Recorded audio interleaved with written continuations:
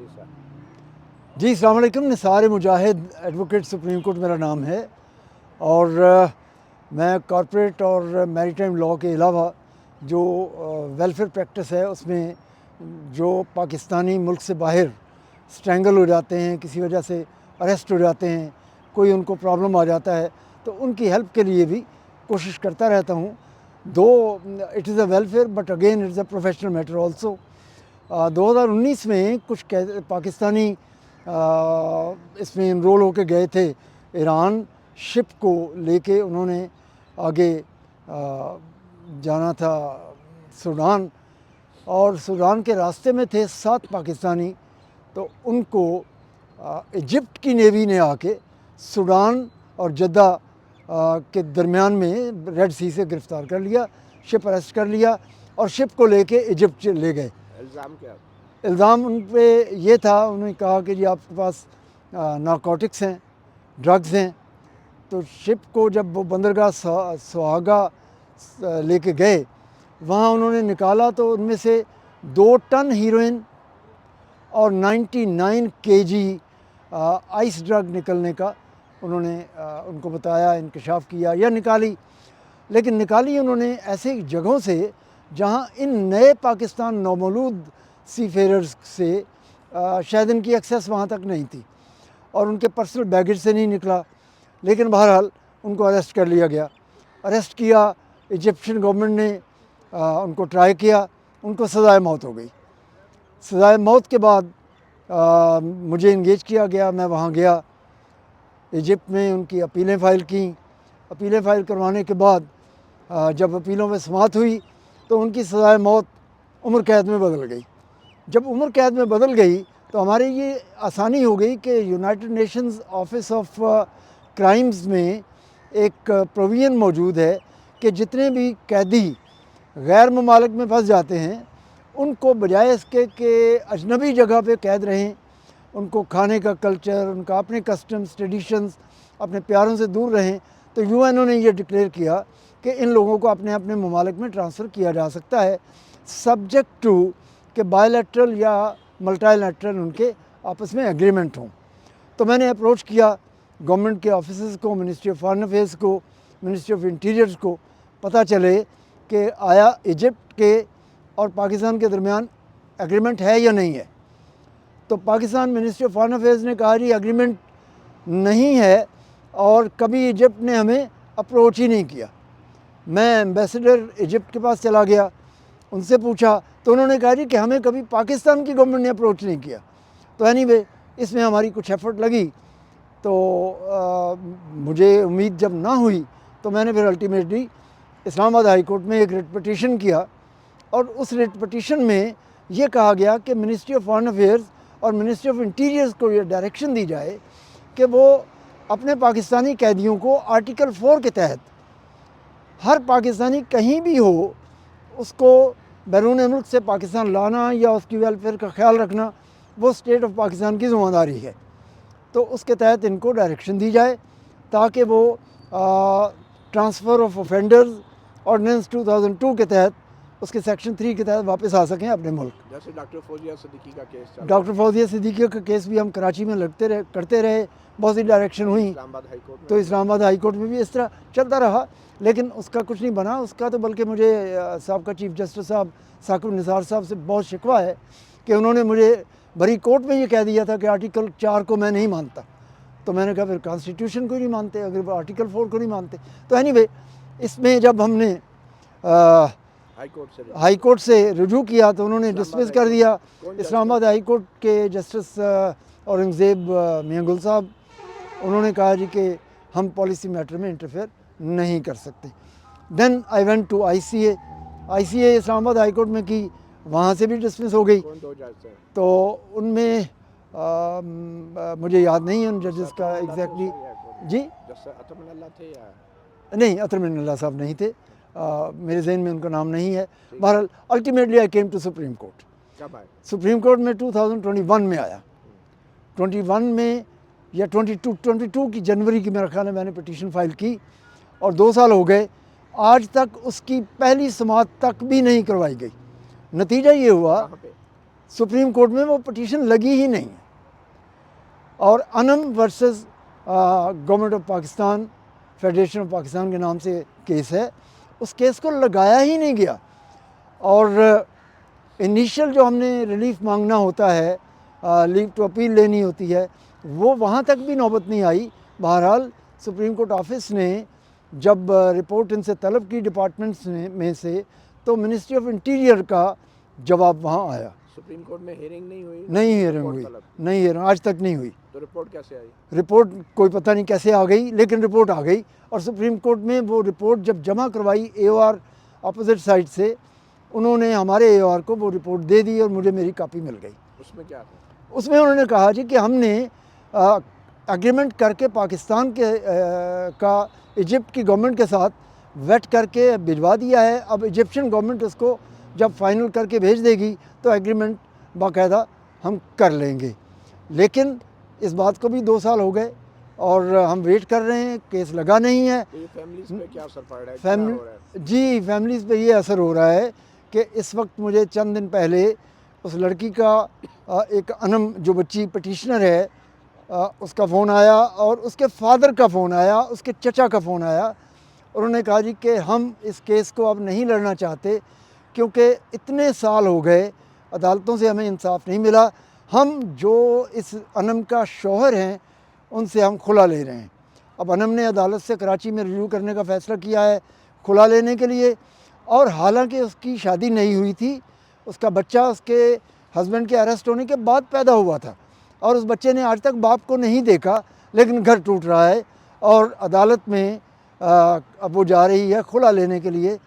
تو اگر یہ کیس یہاں لگ جاتا، ایک چھوٹی سی direction ministry of foreign affairs کو اور منسٹری آف انٹیریئر کو ہو جاتی، یہ معاملہ ایکسپیڈائٹ ہو جاتا، آتے یا نہ آتے وہ بعد کی بات تھی، لیکن کویسچن یہ تھا کہ ہماری عدالتوں میں کسی عام غریب آدمی کو کوئی اس کی سنوائی ہوتی ہمیں نظر آتی۔ ان پاکستانیوں سے ملاقات ہوئی تو؟ جی میں گیا، ایجپٹ گیا، جب ان کی اپیلیں فائل کرنی تھی، میں ان کو جیل میں جا کے ملا ایجپٹ کی، اور انہوں نے جو کہانیاں مجھے سنائیں ان سے مجھے تو ان کی انوسنس نظر آ رہی تھی، اور وہاں جو ایجپٹ کے وکیل صاحب تھے انہوں نے مجھے کہا کہ ایجپٹ کی جو کورٹس ہیں وہ فیصلہ وہ کرتی ہیں جو گورنمنٹ کے آفیسرز کہہ دیتے ہیں یا لکھ کے دے دیتے ہیں۔ اب ایسی صورت میں وہاں انصاف تو نہیں ہے، نہ ہی ہوتا نظر آیا، لیکن بہرحال اتنا ضرور ہوا۔ نارکوٹکس کے حوالے سے کیا بتایا انہوں نے کہا جی گورنمنٹ نے جو لکھا تھا کہ 2 ٹن ہیروئن ان سے برآمد ہوئی ہے، 99 kg ان سے ڈرگز وہ آئس ڈرگ برآمد ہوئی ہے، تو وہ ثابت ہو گئی ہے، ہم نے ان کو سزائے موت دے دی، لہٰذا سزائے موت کے اوپر پھر الٹیمیٹلی ان کی سزائے عمر قید بدل گئی۔ مگر اس میں جو ایشو ہے وہ یہ کہ سوڈان کی حدود سے ایجپٹ کی نیوی آ کے اگر گرفتار کر رہی ہے، ایک شپ کو اریسٹ کر رہی ہے، تو یہ ایک انٹرنیشنل میری ٹائم کی وائلیشن ہے۔ بہرحال وہ ایک ڈیفرنٹ معاملہ ہے انٹرنیشنل لیول پہ اٹھانے والا، لیکن جب ان قیدیوں کے بارے میں ہم نے کویسچن آنسر کیے تو شپ کا مالک ایرانی تھا، ایران کا شپ تھا، اور 7 پاکستانی اس میں، 6 یہ نئے تھے انرول ہو کے کراچی سے گئے تھے ایران، انہوں نے شپ پہ جانے کا معاہدہ کیا تھا، and the got the job.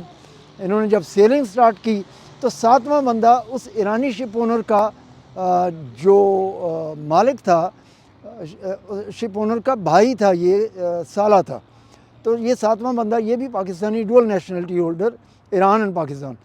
مجھے اس کی انوالومنٹ وہاں نظر آئی، اس کا نام عبدالستار تھا۔ وہ جب میں نے جیل میں اس سے کچھ کویسچن کیے تو پتہ چلا کہ کسی حد تک اس بندے کی انوالومنٹ ہو سکتی ہے، لیکن باقی بندے ہمارے اس میں بے گناہ ہیں۔ ان میں 2-3 تو بالکل ینگ ہیں بیچارے، جنہوں نے کیریئر سٹارٹ کرنا تھا، اور ایک 70 سال سے اوپر، 72-3 ایئرس کی۔ جی 70 سال سے اوپر کون ہے؟ وہ شپ کا کیپٹن تھا، 70 سال سے 70 سال سے اوپر شپ کا کیپٹن تھا، اور راولپنڈی سے بلانگ کرتا ہے۔ اور انٹرسٹنگ بات یہ ہے کہ کیا نام ہے اس کا؟ یاسین، ان کا نام ہے یاسین۔ فارن آفس کیا کرے؟ فارن آفس کو امیڈیٹلی اس ایگریمنٹ کو پرسو کر کے فیڈ بیک دینا چاہیے، اور اگر وہ ایگریمنٹ ہو جاتا ہے اس کو جلدی سے جلدی ایگزیکیوٹ کرنے کی کوشش کرنی چاہیے، بیکاز انٹیریئر منسٹری نے ایگریمنٹ کر کے جب فارن آفس کے حوالے کر دیا اور فارن آفس نے اس کو ایجپٹ کے حوالے کر دیا تو پھر ڈپلومیٹک چینل کے علاوہ تو کوئی راستہ نہیں ہے. تو فارن آفس نے ہی اس کام کو آگے بڑھانا ہے. سپریم کورٹ کو کیا کرنا چاہیے؟ سپریم کورٹ سے ہماری استدعا ہے کہ اس کو ڈائریکشن جاری کریں فارن آفس کو کہ اس معاملے کو ایکسپیڈائٹ کیا جائے. پٹیشن ٹیک اپ ہوئی؟ پٹیشن ٹیک اپ نہیں ہوئی جی ابھی تک, اور مجھے انسٹرکشن یہ دی گئی ہے کہ آپ اس پٹیشن کو وڈرا کر لیں. نمبر کیا ہے پٹیشن کا نمبر میرے ذہن میں اس وقت نہیں ہے آپ نے بتایا؟ جی, انم ورسز فیڈریشن آف پاکستان. تو اب اس کو میں وڈرا کرنے کے لیے اپلیکیشن فائل کرنے جا رہا ہوں. اچھا, شومیہ قسمت یہ کہ پاکستان میں ہراسمنٹ کا یہ عالم ہے کہ ایک لڑکی پاکستانی 2012 میں اس نے نب بینک جوائن کیا ایز اے آفیسر, اور جو اس نب بینک کا برانچ مینیجر تھا اس نے اس لڑکی کو ڈورے ڈالنے کی کوشش کی. جب وہ نہیں گئی, نب بینک ختم ہو گیا ہے, پتہ نہیں کس کا تھا, لیکن 2012 کی بات کر رہا ہوں. جب اس لڑکی نے اس کو لفٹ نہیں کروائی تو وہ بندہ مینیجر اس کے لڑکی کے والدین کے پاس گیا کہ مجھے اس کا رشتہ, پروپوزل اس نے اپنی دے دی, حالانکہ وہ آلریڈی میرڈ تھا. تو پروپوزل پیرنٹس نے ریفیوز کر دیا. پھر اس نے اس لڑکی کو جھانسے میں لیا کہ ہم آپ کو کام بہت سارا بزنس کرواتے ہیں انٹرنیشنل لیول کا, آپ کی ایجوکیشن میں انہانس کریں گے. اور لڑکی راولپنڈی کی, اس نے یہاں سے MBA کیا ہوا, وہ ان کے جھانسے میں آ گئی, وہ چائنا چلی گئی. اور چائنا ساتھ انہوں نے جانا تھا. انہوں نے ایئرپورٹ سے اس کو فون پہ جال سازی کی کہ بھئی ہمارا فون آ گیا ہے, کاروبار کا کوئی ایشو ہے تو ہم تو پہنچ جائیں گے پیچھے, آپ جائیں. جب وہ جا رہی تھی, وہ اس کا چیک ان کر چکی تھی, تو اس کے سامان میں انہوں نے کوئی جیکٹ رکھی. اس نے اپنی عقل استعمال نہیں کی, وہ بورڈ کر گئی ایئر کرافٹ پہ. جب وہ شنگھائی پہنچی, بیجنگ پہنچی, تو بیجنگ پہ اس کے سامان سے 1 کلو سے زیادہ ہیروئن نکل آئی. وہ بندی 2012 سے ٹریپ ہوئی, اور اس کے بعد سے وہ اریسٹ ہو گئی. 2014 میں اسے سزائے موت ہو گئی.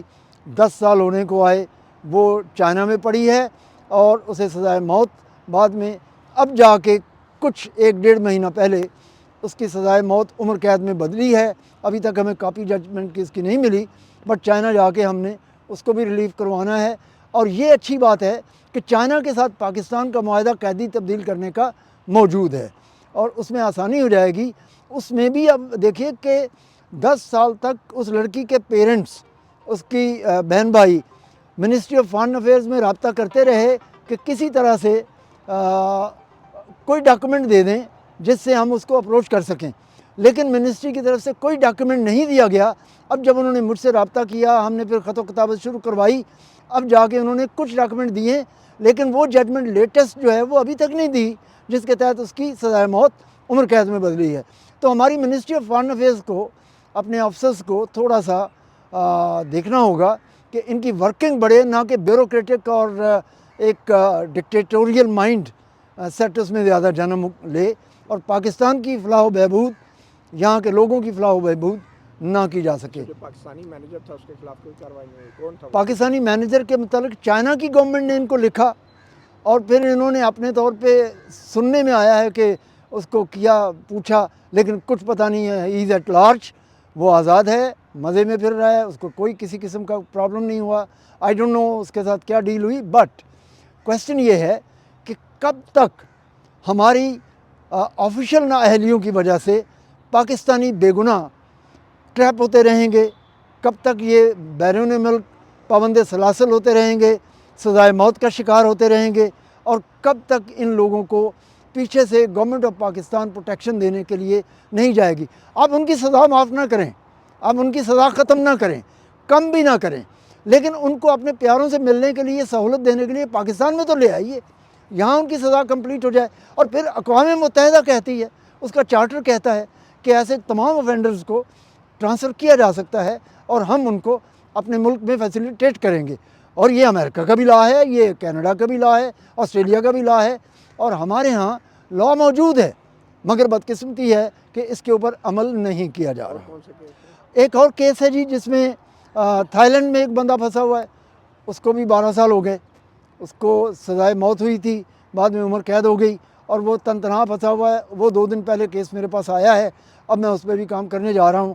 اور انشاءاللہ کوشش کریں گے کہ ان لوگوں کو خیر خیریت سے پاکستان میں منتقل کروا سکیں اور یہاں جیلوں میں آگے جو بھی ان کی سزا بنتی ہے وہ کاٹیں.